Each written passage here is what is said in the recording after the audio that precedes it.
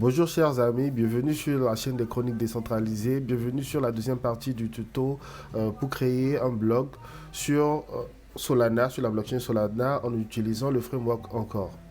Alors dans la précédente partie, nous avons vu un peu comment installer Encore, comment créer le répertoire de notre blog, comment lancer nos premiers tests.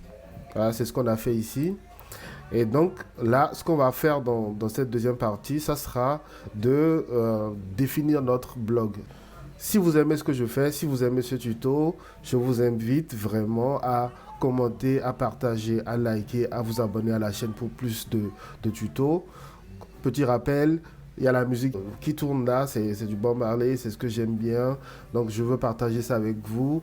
J'espère que ça va vous permettre aussi de vous mettre dans l'ambiance. Alors, commençons. Ce qu'on va essayer de faire ici, ça va être faire la spécification de notre blog. Je vous conseille de toujours procéder ainsi quand vous voulez créer une application. Ça vous évite de tourner en rond et ça vous permet d'avoir, comment dire, une idée globale de ce que vous voulez faire. Ok?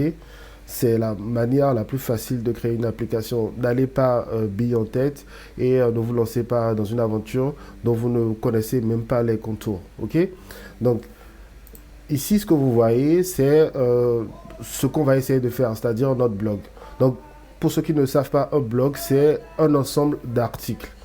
Et cet ensemble d'articles est possédé par quelqu'un, par un utilisateur ou par une entité, ce que vous voulez. Mais voilà, quelqu'un possède cet ensemble d'articles-là qu'on appelle un blog. Donc, c'est ce qu'on voit ici. Donc, on a le blog qui est possédé par l'utilisateur. L'utilisateur ici dans la blockchain est représenté par sa clé publique. Je fais référence à ceux qui ont regardé ma vidéo sur les wallets. Je mettrai le lien en description. Si j'ai fait toutes ces vidéos-là, ce n'est pas pour rien, c'est pour que vous puissiez comprendre globalement comment fonctionnent les choses. Et donc, on aura besoin de cette vidéo-là, en tout cas, vous aurez besoin de cette vidéo-là pour comprendre ce que c'est qu'un wallet et ce que c'est qu'une clé publique. Une fois que vous savez ça, alors vous savez que l'utilisateur sur la blockchain est représenté par sa clé publique. OK? Alors, donc, ici, l'utilisateur possède le blog et le blog possède plusieurs articles. Et chaque article appartient à un utilisateur. Cet utilisateur peut être l'utilisateur qui possède le blog, mais ça peut être aussi autre chose, ça peut être un autre utilisateur parce que dans un blog, dans un système de blog, on peut donner l'autorisation à une personne tierce de venir écrire sur notre blog. Donc, dans ce cas-là, c'est cet utilisateur tierce qui va posséder l'article. Mais le blog vous appartiendra toujours, ok? Mais nous, on veut faire un système 5, donc dans notre système à nous, on ne va pas créer un système où on va pouvoir donner l'autorisation à quelqu'un d'autre de venir créer des articles. Donc nous, dans notre système, celui qui possède le blog, c'est aussi celui qui possède les articles, ok? Donc, on va regarder un peu comment ça fonctionne si on essaye de définir les tables. Dans le web classique, on parle de table, donc de table dans une base de données, et le langage qu'on utilise, c'est le SQL qu'on utilise pour récupérer les données ou écrire dans la table.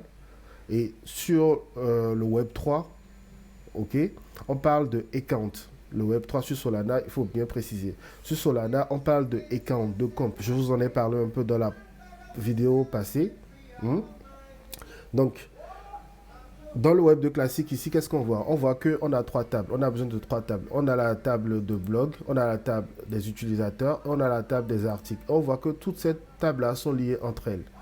Ok? La table de blog possède un ID, donc un unique ID, un nom et la clé étrangère de la table utilisateur, à savoir l'user ID. L'utilisateur, la table utilisateur possède aussi un unique ID, un nom, un surnom et un mot de passe. Ok?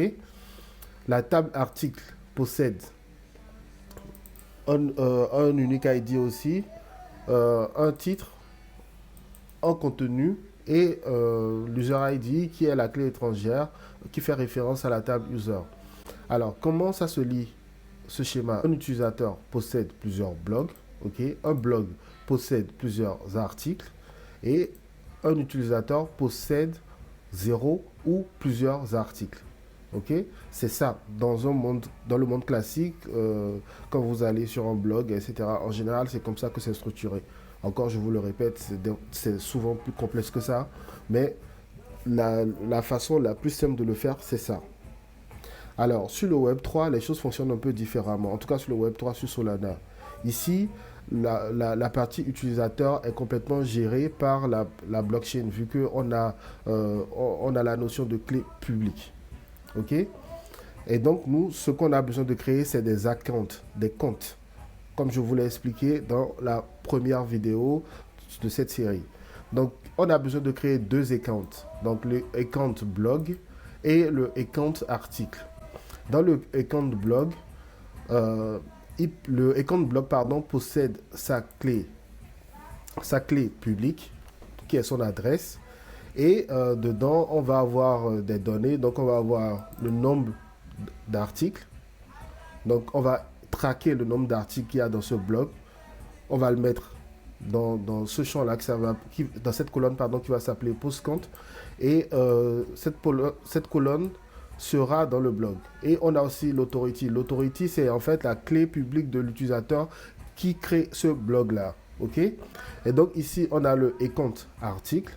Et dans le account article, on a le titre, le contenu et aussi l'authority. L'authority fait référence à l'user. Si on doit faire une comparaison, ici l'authority c'est le user ID. OK? Ici aussi l'authority c'est le user ID dans le web classique. OK? Donc ici c'est représenté par ce qu'on appelle la clé publique qui est l'adresse. Donc je sais que je me répète beaucoup, mais c'est super important de faire la différence entre les deux. OK? Donc petit résumé. Dans le web classique, on utilise des tables. Ces tables-là ont des colonnes. Et il y a des relations entre ces tables-là. Donc, on parle de clés étrangères, on parle de relations d'appartenance. Dans le Web 3 sur Solana, on parle de account. Donc, c'est des comptes qui sont créés et ces comptes-là sont déversés sur la blockchain. OK?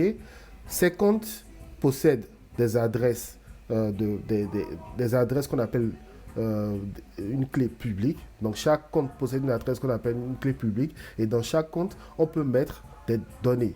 Donc en l'occurrence pour le compte blog, on souhaite mettre le post compte et l'authority. L'authority ici fait référence au wallet, à l'adresse du wallet de l'utilisateur qui est en train d'opérer en ce moment, en tout cas qui est en train de créer le blog ou l'article sur la blockchain.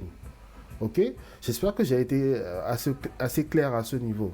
Et donc, je répète un peu ce que j'ai dit dans la première vidéo de cette série.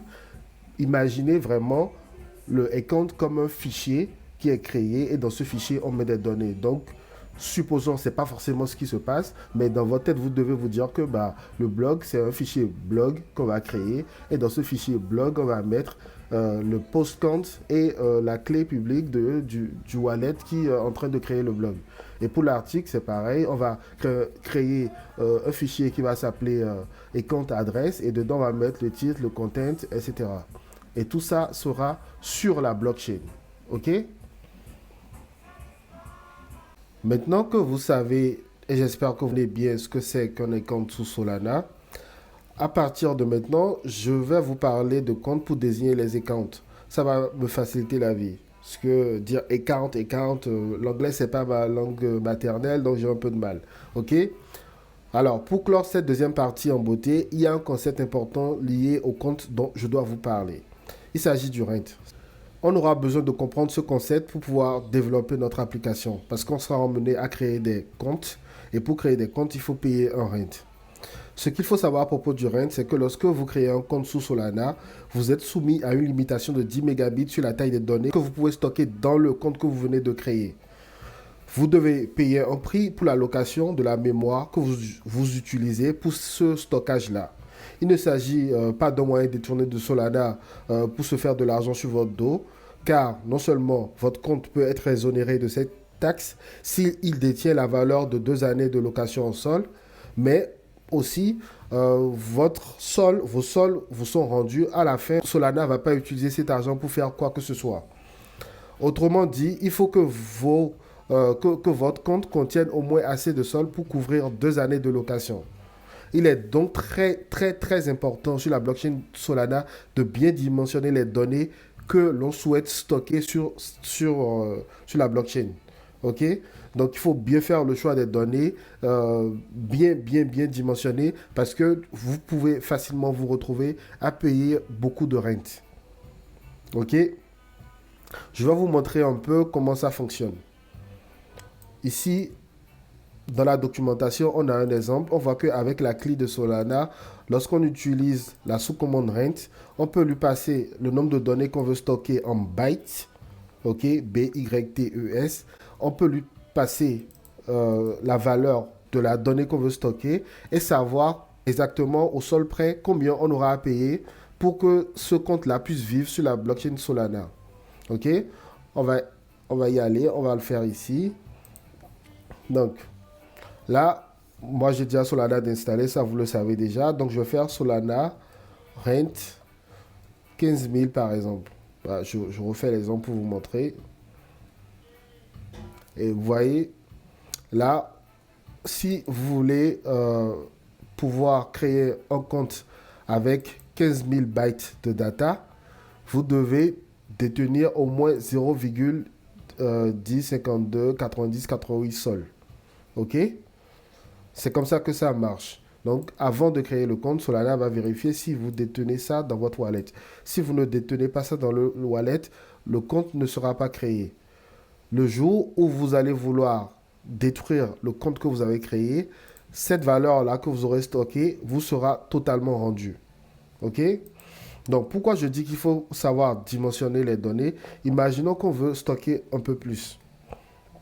Donc, on va faire Solana rent. On va mettre pas mal de zéros derrière. OK? Donc, on veut stocker ça en termes de bytes de données. Donc, on va voir combien ça coûte. OK? Donc, vous voyez, pour pouvoir stocker autant de données dans un seul compte sur Solana, il faut payer ça. Vous voyez, c'est astronomique. OK, on va faire quelque chose de plus raisonnable. Parce que là, j'ai un peu abusé. On va faire Solana rent. On va dire qu'on veut stocker 150 000 bytes. Ça, c'est déjà bien raisonnable. Et là, pour stocker 150 000 bytes, donc ça fait un paquet de données, il faut payer un sol et des poussières. Un sol aujourd'hui, ça vaut entre 110 et 115 dollars. Donc, il va falloir détenir au moins un sol sur votre wallet pour pouvoir créer un compte qui va stocker 150 000 bytes de données. OK? Donc, c'est pour ça qu'il faut être malin.